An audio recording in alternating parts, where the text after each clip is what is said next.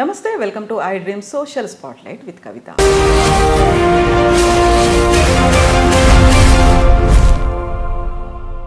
Sir, మనం గతంలో IAS ఆఫీసర్లు, సివిల్ సర్వెంట్లు, అధికారుల గురించి మాట్లాడుకున్నప్పుడు చాలాసార్లుగా వాళ్ళ మీద ఉండేటువంటి ఒత్తిడి గురించి మాట్లాడుకున్నాము. వెరీ రీసెంట్గా సీఎం రేవంత్ రెడ్డి చేసినటువంటి కొన్ని కామెంట్స్ ఉన్నాయి. ఏసీ రూమ్లో కూర్చుంటున్నారు, బయటికి వెళ్ళి పని చేయట్లేదు అనే ఒక మాటతో పాటుగా ఒక అవినీతి లేదు, ఒక తప్పు చేయడానికి ఒక పర్మిషన్ ఇస్తే ఒక 3 తప్పులు దాకా చేస్తున్నారు అనేది. ఒక రిటైర్డ్ ఆఫీసర్గా మీరు ఏం చెప్తారు సార్? ముందు ఏంటంటే అందరు అధికారులు ఒక ఘాటన కట్టడం ధర్మం కాదు.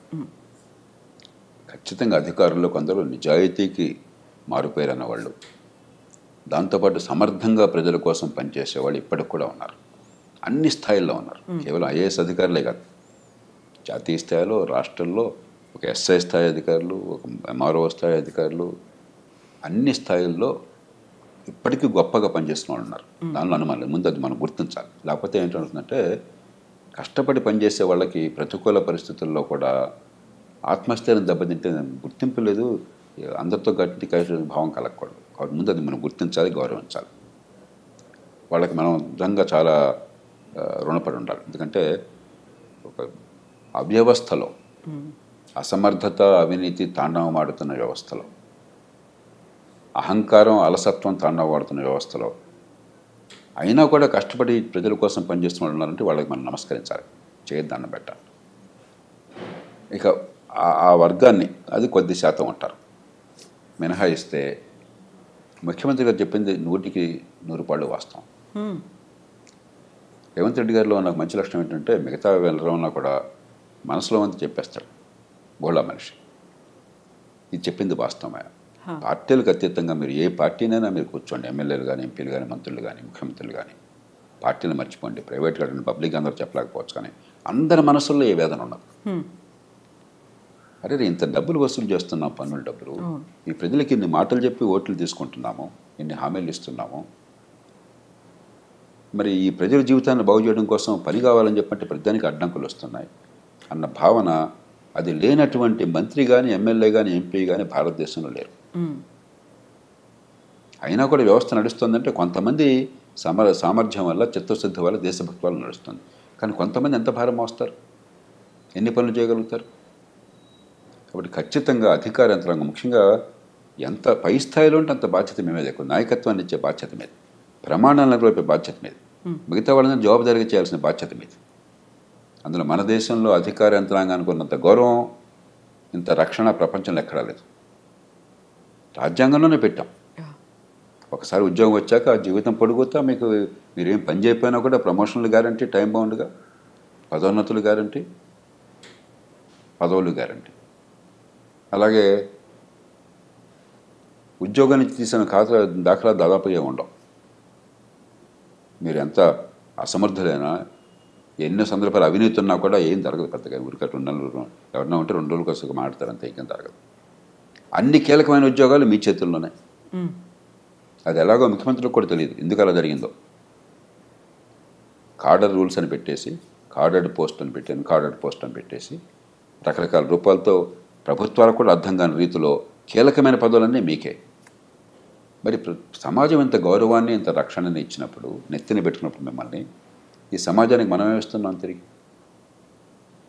ఆ రకంగా చూస్తే ఒక చిన్న ఉదాహరణ, హైదరాబాద్ నగరం నీళ్లు చూడండి. వేల కోట్లు ఖర్చు పెట్టి ప్రజల పన్నుల డబ్బుల్లోంచి మనం, లేదా అప్పులు తీసుకొచ్చి గోదావరి నుంచి, కృష్ణ నుంచి లిఫ్ట్ చేస్తున్నాం. దేశంలో ఏ నగరానికి లేని సౌకర్యం హైదరాబాద్కు ఉన్నది. మంచినీళ్ళ విషయంలో 2 మహానదులు 2 పక్కన ఉన్నాయి కాబట్టి కృష్ణా, గోదావరి, మరి చాలా వేల కోట్లు ఖర్చు పెట్టి అక్కడి నుంచి లిఫ్ట్ చేసి ఏర్పాటు చేసాము, నీళ్ళు వస్తున్నాయి. ఆ నీళ్ళలో 45% నీళ్లు మన ఇంటికి రాకుండా మూసిలో కలిసిపోతున్నాయి. ఇంతకంటే నేర సమాన నిర్లక్ష్యం ఇంకేమన్నా ఉందా? ఒక పేద దేశంలో ఇన్ని వేల కోట్ల రూపాయలతో నీరు అక్కడి నుంచి ఇక్కడి దాకా తీసుకొచ్చి ఆ వడ్డీలు కడుతూనే ప్రభుత్వాలు బోడంత సతమతం అయిపోతూ ఉంటే ఆ నీళ్ళు ఇళ్ళకి చేరట్లేదే, మళ్ళీ మూసిలోకి వెళ్ళిపోతున్నాయి. పెద్ద ఎక్కడికి చూడక్కర్లా, అన్నమంతా చూడక్కర్లా, 2 మెతుకులు చూస్తే చాలు.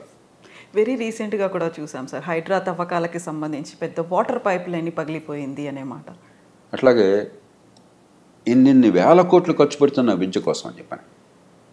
గుండె మీద చేసుకుని చెప్పమానండి, మా పాఠశాలల్లో పిల్లలకి ఏ కుటుంబం నుంచి వచ్చినా కూడా ఖచ్చితంగా మంచి ప్రమాణాల విద్య అందుతోంది, వాళ్ళ ప్రతిభ వికసిస్తోంది, ఎదిగే అవకాశం వస్తుంది. మీరు చెప్పండి ఒకసారి. నేను ఛాలెంజ్ చేస్తున్నాను మిమ్మల్ని బహిరంగంగా. ఎంత అధ్వానమైన చదువు అందుతుంది, ఇంత డబ్బు ఖర్చు పెడుతున్నామే. 25-30 వేల కోట్లు 30 వేల కోట్ల దాకా తెలంగాణ ఖర్చు అవుతుంది. అన్ని రూపాయల్లో పాఠశాల విద్య కోసం అయ్యే ఖర్చు. అంతా కలిపితే 21 లక్షలు 22 లక్షలు ఉన్నారు పిల్లలు గవర్నమెంట్ స్కూళ్ళలో. ఏం విద్య అందుతుంది? ఎందుకు అందట్లేదు? ఏదైనా పట్టుకోండి, మీరు ఏ రంగమైనా పట్టుకోండి. ట్రాఫిక్ ఉంది, ఎందుకు నరకం అవుతుంది? అక్కడ రెడ్ లైట్ ఉంటే జడ్డును వెళుతుంటే వాడి మీద ఏమి రకమైన హారన్ మోగించుకుంటూ తిట్టుకుంటూ. కాబట్టి ఏదన్నా చూడండి, మన జీవితంలో రోజువారీగా మనకు కావాల్సింది ఏదన్నా చూడండి. ప్రజలు నరకం అనిపిస్తున్నారు. ఎందువల్ల? ఇది కేవలం రాజకీయ నాయకుడు బాధ్యతనా? రాజకీయ నాయకుల్లో తప్పులు లేదని అంటే రోజు నేను విమర్శిస్తుంటాను. తప్పులు ఉన్నప్పుడు రాజకీయ వ్యవస్థలో తప్పులు చాలా ఉన్నాయి. కానీ రాజకీయ వ్యవస్థ అడ్డుకొని అనేక సందర్భాల్లో కూడా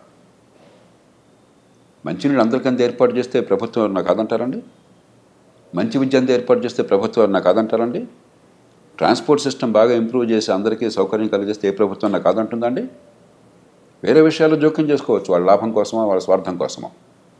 ప్రజలందరికీ మంచి సౌకర్యాలు కోసం ప్రజలు ఇచ్చిన డబ్బుతో సరిగ్గా అందజేస్తే ప్రభుత్వానికి కీర్తి వస్తుంది, ఓట్లు వస్తాయి కదా. ఎవరన్నా కాదంటారా? ఏ మంత్రులన్నా కాదంటారా? ఏ ఎమ్మెల్యేనా కాదంటారా? కాబట్టి ప్రతిదానికి రాజకీయం వంక పెట్టి మధ్యతరగతి వర్గాలు రాజకీయంలో వాళ్ళని తిడతారు కాబట్టి భారవంతం వాళ్ళ మీద వేసి నపం పెట్టేసి మనం కూర్చుంటే అది ధర్మం కాదు. ఎందుకని సార్ సమన్వయ లోపం అనేది ఉంటుందా ఇటు ప్రభుత్వానికి ఇటు అధికారులకి మధ్య? లేదు, కొన్నిసార్లు మనం చూసాము ప్రభుత్వం మంత్రులు లేకుంటే ముఖ్యమంత్రి క్యాబినెట్ అంతా ప్రెషర్ అంతా వీళ్ళ మీద పెడుతున్నారు, లేకుంటే మేము చేసినట్టుగా మీరు చెప్పినట్టుగా మీరు పని చేయండి అనే మాట, ఆ తర్వాత బ్లేమ్ అవుతున్నారు. కాదంటలా, కానీ ఆ మాట అర్హత ఇప్పుడు వస్తుందంటే మీకున్న పరిధిలో మీరు చాలా సమర్థంగా పనిచేసి ప్రజలకు ఫలితాలు ఇచ్చినప్పుడు వాళ్ళకి నచ్చకపోవచ్చు. ఏమండి ఇలా కాదు ఇంకోటి అంటే మీ మాటకు గౌరవం ఉంటుంది.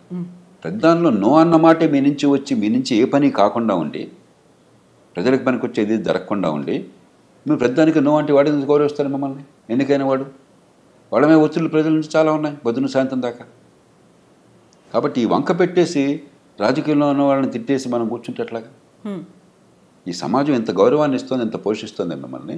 ఇందాక నేను కొన్ని ఉదాహరణలు ఇచ్చాను. వీటిలో రాజకీయం ఏది వద్దని చెప్పండి నాకు.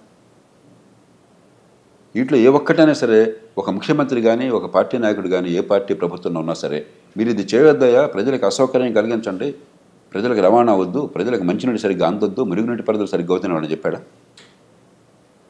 కాబట్టి రాజకీయంలో తప్పు చేయట్లేదు నేను అంటలా. కానీ కొన్ని రంగాలు చూస్తుంది చట్టబద్ధ పాలన లేదు, నిజమే. ప్రధానంలో రాజకీయ జోక్యం ఉంటుంది పోలీస్ కేసుల్లో, నిజమే. పక్కన పెట్టేద్దాం, దానికి ఏం చేయాలో ఆలోచిద్దాం. కానీ అదేం లేకుండా చాలా రంగాలు ఉన్నాయి. అక్కడ మీరేం చేస్తున్నారు? ఎందుకు చేయటం లేదు? అంచేత ఎవరినో బాధ్యులుగా చేస్తే లాభం లేదు. దీనికి మనందరం బయట ఉన్న వాళ్ళం కూడా సమిష్టిగా బాధ్యత తీసుకోవాలి. రాజకీయంలో ఉన్న వాళ్ళు సహజంగా ఎన్నికైన వాళ్ళు బాధ్యత మనం పెట్టాం కాబట్టి వాళ్ళ బాధ్యత తీసుకోవాలి, దాని అనుమానం లేదు. కానీ పాలనా యంత్రాంగం, న్యాయ వ్యవస్థ, పత్రికా ప్రపంచం, మరి ప్రభుత్వాలు బయట ఉన్నటువంటి కాస్త కూస్తో పలుకుబడి ఉంటే మనందరం నాది కూడా నేను కూడా బాధ్యత తీసుకుంటున్నాను. నా తప్పకూడదని నేను అనుకుంటున్నాను. అంతేకాకుండా ప్రతివాడిని వాడిని చూపెట్టేసి వాడు తప్పు చెప్పేసి ఇది తప్ప.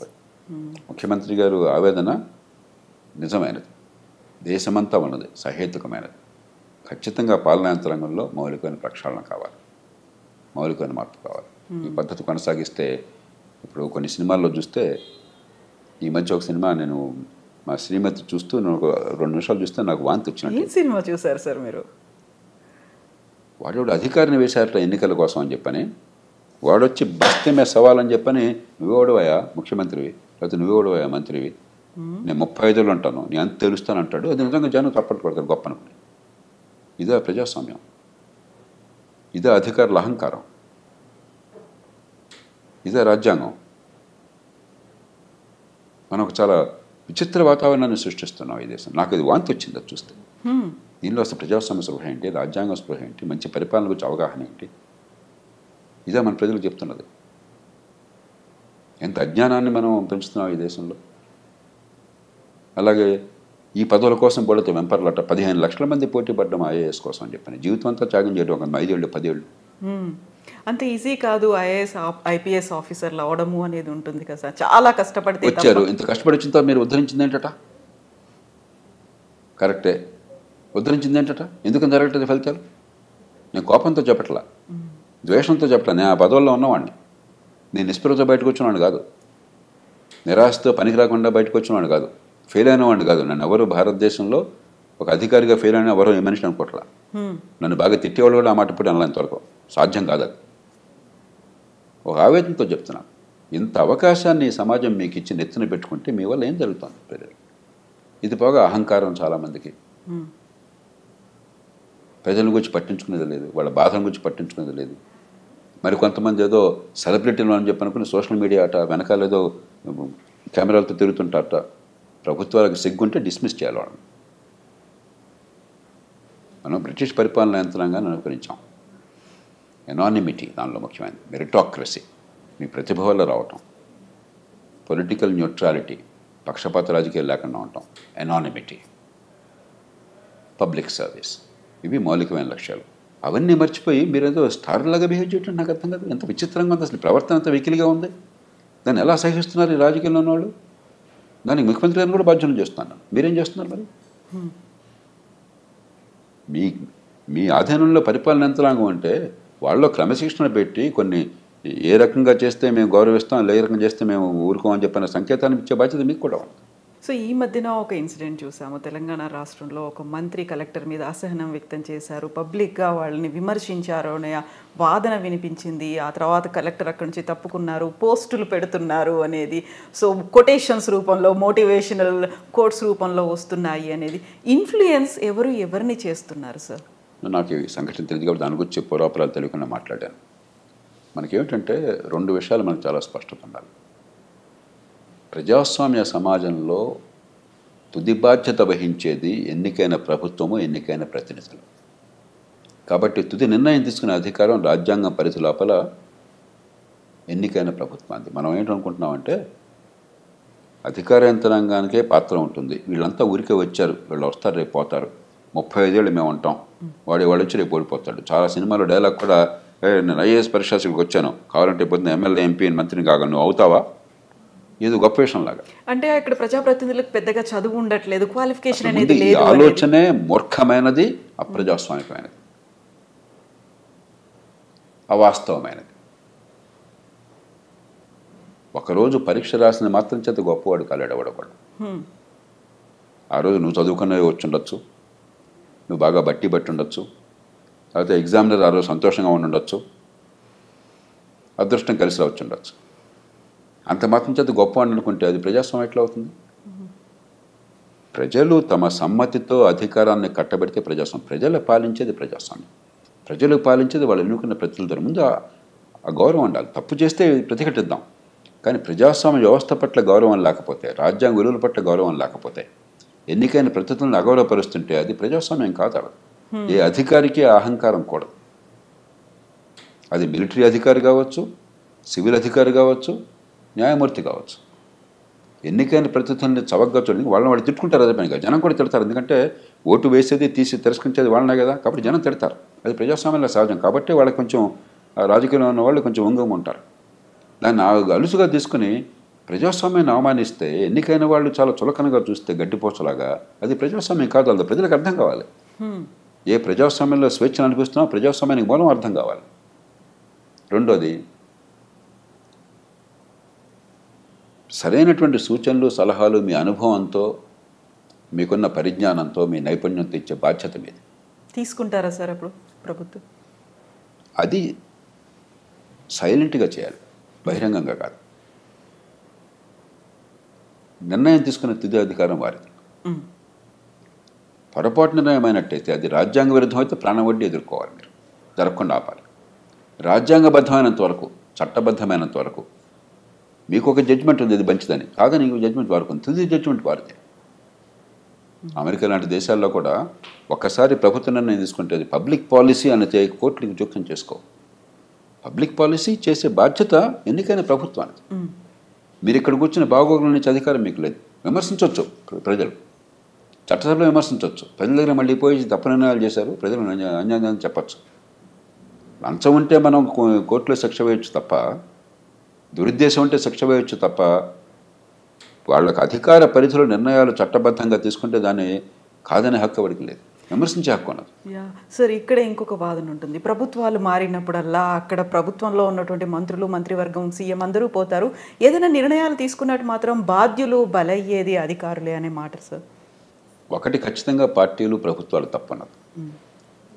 మనకి 100 మంది అధికారులు ఉంటే నిజంగా పనికొచ్చే వాళ్ళు, ప్రజలకు చేయగలుగుతున్న వాళ్ళు 5-10 మంది ఉంటారు. క్షేత్రస్థాయి వదిలేద్దాం, జిల్లాలో వదిలేద్దాం, బట్ రాష్ట్ర స్థాయి, జాతీయ స్థాయికి వచ్చేసరికి మీకు పనికొచ్చేవాళ్ళు కొద్దిమంది, ఇంతమందిలోనూ. ఏమవుతుంది, వాళ్ళలో కొందరిని ఒక పార్టీ, ప్రభుత్వం ఉపయోగించుకుంటుంది. ఈ ప్రభుత్వంలో పనిచేసా కాబట్టి బాగా పనిచేసినా మాకొద్దు, ఆ ఇంటి మీద కాక ఇంటి మీద వాళ్ళకూడదన్న ఆలోచన రాజకీయంలో ఉండటం చాలా మూర్ఖత్వం. వాళ్ళ కాళ్ళు వాళ్ళు నరుక్కుంటున్నారు. ఉన్న కొద్దిమంది మంచి వాళ్ళని వాడు కులం కారణంగానో, వాడు ఆ ప్రభుత్వంలో బాగా పనిచేసాడన్న కారణంగానో, లేకపోతే ఆ ముఖ్యమంత్రి గారికి చాలా ఇష్టడన్న కారణంగానో దూరం చేసుకుంటే నష్టపోయేది మీరు. వాళ్ళలో సామర్థ్యము, నిజాయితీ, సంకల్పము, ఈ 3 ఉంటే వాళ్ళని దేవుళ్ళగా కొలవండి, వాళ్ళు ఉపయోగించుకోండి. కానీ అదే సమయంలో ఆ వంక పెట్టి యంత్రాంగం కూడా రాజును మించిన రాజభక్తి చూపెడతాం. ఎంత కష్టపడి ఈ పోటీ పరీక్షల్లో కూర్చుని లక్షల మందిలో కొంతమంది సెలెక్ట్ అయిన తర్వాత రాగానే చాలా కొద్ది కాలంలోనే బహుశా వాళ్ళ భ్రమలు తొలగిపోతాయి. ఇక్కడ ఏదో అద్భుతాలు చేయలేమని అర్థమవుతుంది, కానీ బయట మాత్రం బోళ్ళంత ఏదో ఇంట్లో ఈగలు, బయట పల్లకీలు మోతం ఉంటుంది. దాంతో వీళ్ళు ఏంటంటే ఒక నిబ్బరంతో మనకు వచ్చిన అవకాశాన్ని ఉపయోగించుకోవడం, ప్రజలకు సేవ చేయడం కాకుండా ఆడంబరము, అహంకారము. కాబట్టి మనం పెరగాలి కాబట్టి పైవాడికి కాళ్ళు పట్టుకోవటము, రాజుల మించిన రాజభక్తి, వాడితో ఆలోచించబడ్డము. ముఖ్యమంత్రి గారు చెప్పినట్టుగా వాడు ఒక తప్పు చేయమని చెప్పంటే 10 తప్పులు మార్గం చూపెట్టడము, వాడు 100 రూపాయలు తింటే వీడు 1000 రూపాయలు తింటాము. ఇది ఎలా మంచి పాలన అవుతుంది? కాబట్టి ఖచ్చితంగా రాజకీయంలో తప్పులు ఉన్నాయి, దానిలో అనుమానం లేదు. మన రాజకీయంలో ఉన్న అవ్యవస్థ మనందరికీ తెలుసు. ఆ వంకగా మరి పరిపాలన యంత్రాంగం మరిన్ని తప్పులు చేస్తాను. కాబట్టి వాళ్ళ వంకేలు చూపితే లాభం లేదు. Yes sir, thank you so much sir. Thank you.